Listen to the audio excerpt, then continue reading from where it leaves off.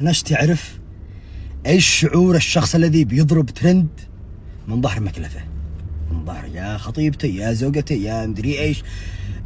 يعني هذا اهدي زوجته، هذا اهدي خطيبته، هذا يقوم ينشلك امام امام الملأ، وهو دايم متاكد انه بيضرب ترند، وان الخبر كله والناس كلهم بيفتحوا القافهم على خطيبته ولا على زوجته.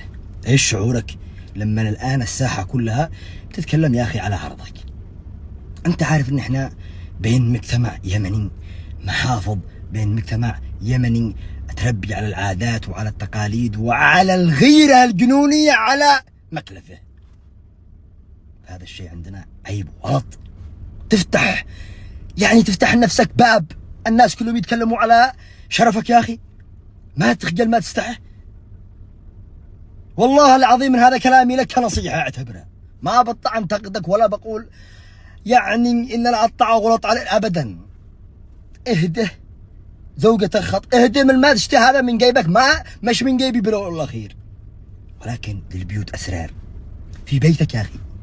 اهده زوجتك خطيبتك من كان بينك انت وياها يا اخي.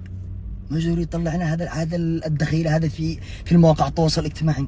انا عارف الان الناس بيدخلوا انت يا برق مبالغ، انت مدري. خليني اكبر مبالغ واكبر متخلف واكبر شخص ما عنده عقليه. احنا تربينا على الغيره، وهذا العاده دخيله علينا واحنا ضدها. وكل ساعه وديتم لها حاجات الله يشغلكم في طاعته. ما اناش اغلط ولا اي شيء، لكن الله يرحم لي والديكم بطلوا هذه الحركات. انا عارف مغزاكم هذه علشان تكسبوا لكم يا زعم البنات في المواقع التواصل الاجتماعي. واو هذا اهدي سياره، هذا ريتش، والذي خفيفة عقل ادخل تراسلك. ولكن هذا تبين انك منشب الناس اذا تفكيرك هكذا.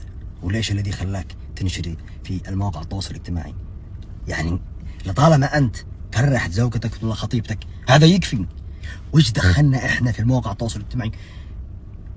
اهدي زوجته مدري ايش، اهدي يا اخي تشوفوا لكم مهر غير هذا. الله يرحم لي والديكم، اشغلتمنا، خلونا ننشغلنا بالذي احنا في كل واحد محتواه، وترجعونا لا هذا النثرات غير مشرفه. قال لكم برق حسد. احسدك على ايش؟ احسده ولا انت ولا ذا كله على ايش؟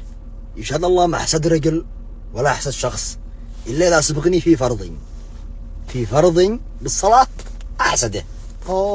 سبقني. اما احسدك على مال ولا على سيارة ولا على اي شيء، اللهم لك الحمد. كلنا في امريكا، كلنا طالب من الله، وكلنا من الله في خير، الحمد لله حمدا كثيرا مباركا. قادرين نستعرض وقادرين نبذل وقادرين نفعلهم كلهن.